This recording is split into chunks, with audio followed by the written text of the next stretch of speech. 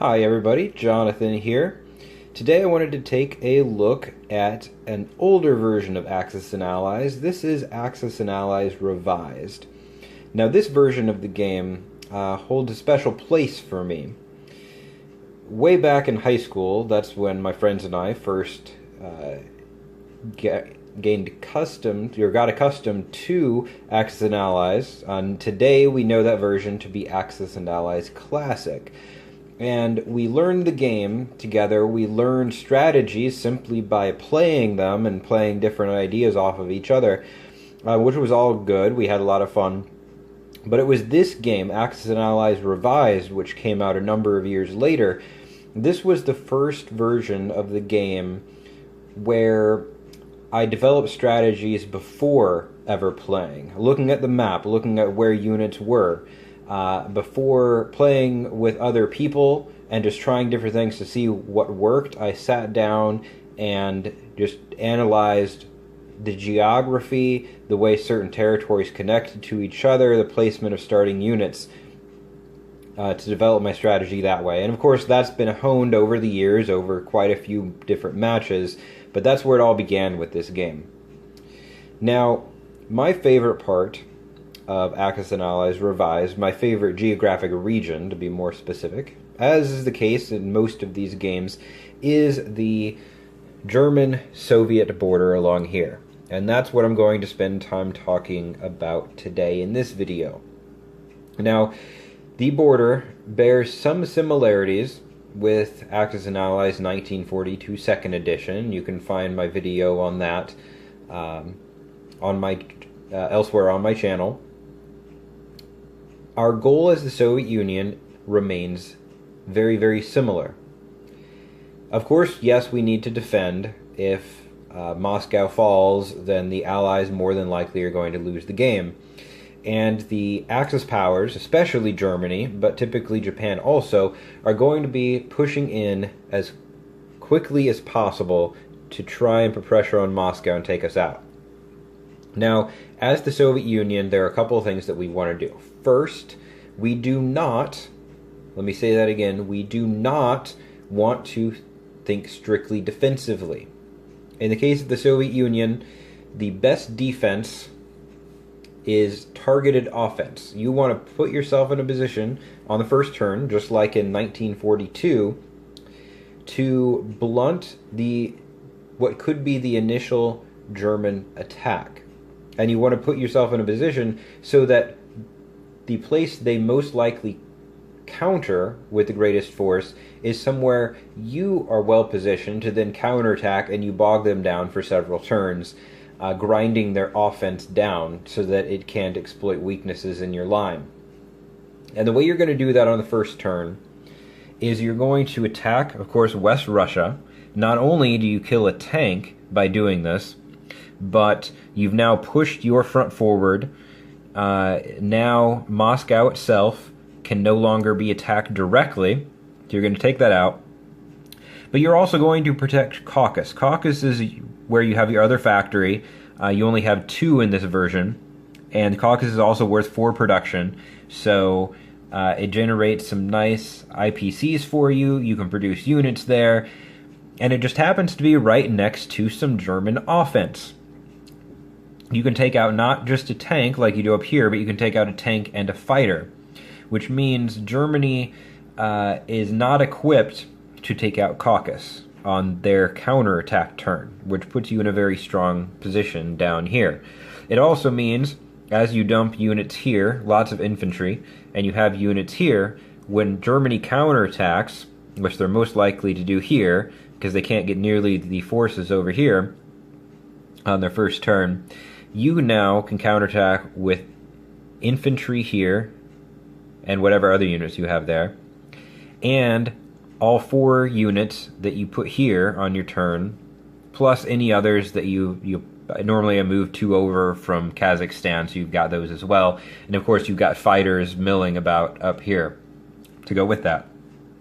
Now, one little note, normally it isn't going to matter, but it is worth mentioning. You do not want to leave Caucasus completely defenseless.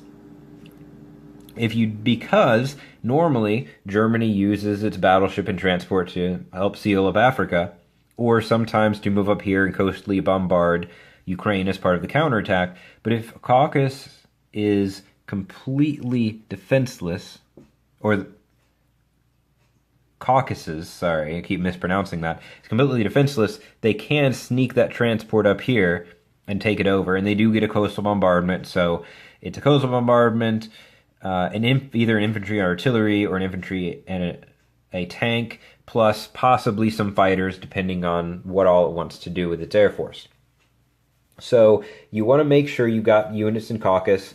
Typically, the four units that you purchased on your turn, plus landing your fighters there, is sufficient. Those fighters can now hit anywhere along this front you might want them to, and they can't really get over to Japan. But Japan, on its first turn, isn't really going to be pushing. I mean, at most, they may take these two territories, and that's pretty unlikely. But they're not going to be anywhere close to where you have to worry about them. Of course, you're going to move your sub over here to protect the British fleet, just in case the Germans decide they want to attack it. Now, this German fleet cannot make it to the British fleet on its turn, so it probably is going to survive, but there's nothing else for you really to do with that sub anyway. And if you leave it sitting out by itself, say over here, the Germans could attack it. I mean, they're probably going to go after that British transport over there, but you might as well do something with that sub. It's not really going to see any action on its own all day. Just move it somewhere that can help defend the British fleet. And since Germany goes before England, you don't really want to move it where England's fleet is going to be, because Germany will take its turn beforehand. So anyway though, that's a lot of rambling on that front. So we've got this figured out for the first turn, and most likely at least the second turn. Now, a couple things about that. I don't recommend going after Belarusia here. Reason being, first, it's going to distract your infantry from over here, which it's well positioned to counterattack, and it kills German offense. And also, you're going head-to-head against German infantry, which is a very cost-effective defense. That isn't really something that you want to do if you can avoid it, and it really doesn't benefit us at all to take that territory from them. We're just going to suffer additional casualties that we don't need to take, and have troops not positioned for an effective counterattack on the next turn. Some people also talk about invading Norway. Now, it's true you do take out that fighter, but again, infantry defends well, and fighters actually defend better they're better on defense than on offense. So I don't recommend that.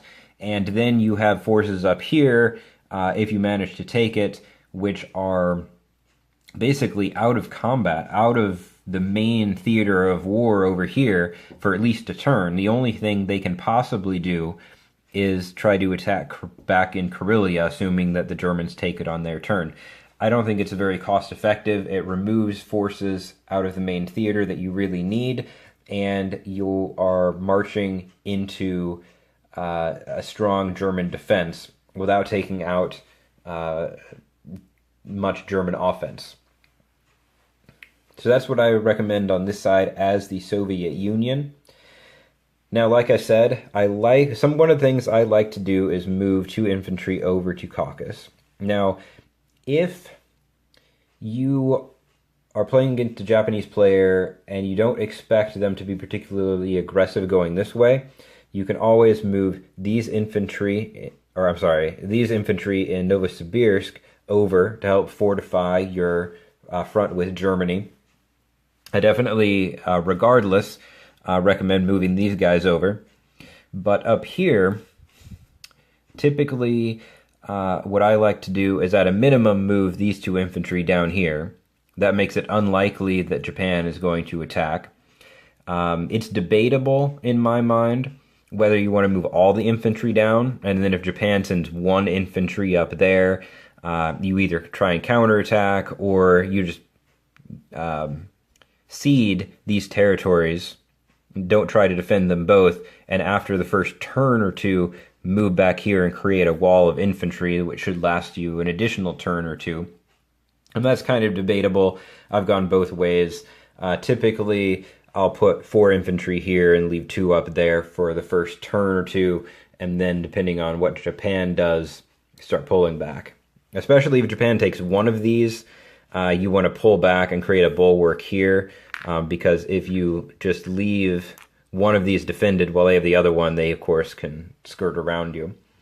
If you're playing against a particularly aggressive Japanese opponent, or even averagely aggressive, I like to move these Novosibirsk infantry into Sinkiang to help fortify that front a little bit. If you're not as worried about the German front and you're more worried about Japan, you can move these infantry either over here or down here into China. One of the things that you just want to make sure that you do as the Soviet Union is to move, check all of your units. I mean, you don't have that many and you're not getting as many per turn as some of the other countries. Make sure you consider all of them and consider what ways you can move them effectively. You do not want to just let your units sitting idly by thinking, well, I don't need them on this front right now, so I'm going to leave them here in Central Asia. No. Decide if you want to move them west or east. Typically, that's going to be, over towards Germany, but whatever you want to do, just commit to it. Now, really quick, the distribution of forces that I typically will do over here. Everything that can get into Ukraine, as far as the infantry and the artillery, is going to go to Ukraine. The fighters are also going to go into Ukraine. And typically, I will send 2 of my tanks down that way and send the other 2 tanks up here. That way, it normally is enough to take it, but at the same time, I'm not committing all of my forces, all of my offense in one place or another. Worst case scenario, I'll still have my 2 fighters because they're going to land in Caucasus and 2 more tanks up there. Now, I normally will send all of my infantry that can get to West Russia into West Russia. That does leave my northern flank vulnerable, but that's okay. It's okay because if let's say you leave 1 or even 2 infantry up in Karelia, the Germans are going to take it.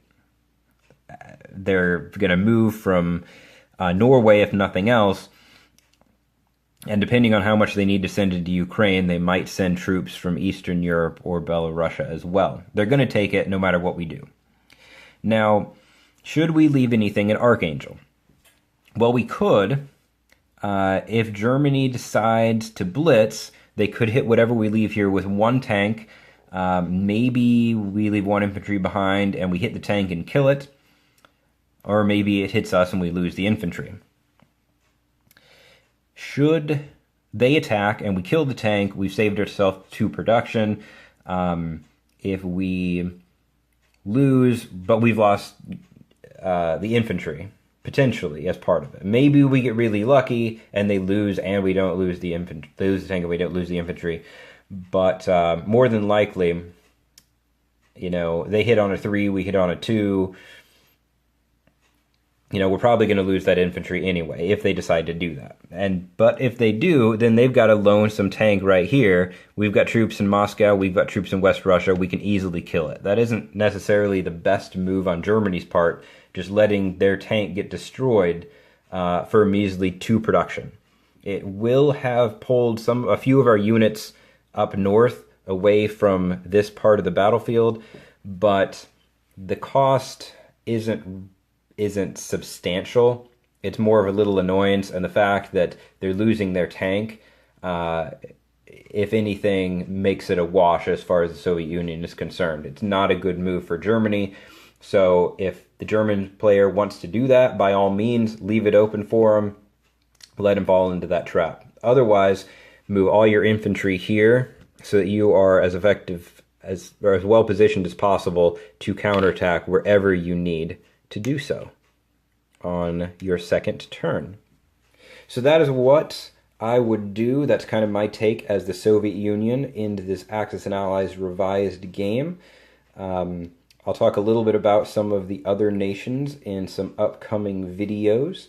If you have any questions or comments or things you'd like to see or ideas you have for this version of the game or any other versions of Axis and Allies, feel free to leave a comment. If you enjoyed this video, which I hope you did, I'd appreciate it if you'd give it a thumbs up. That way I know what I'm doing right and what I should do more of. I really appreciate it, and I hope you enjoyed this video.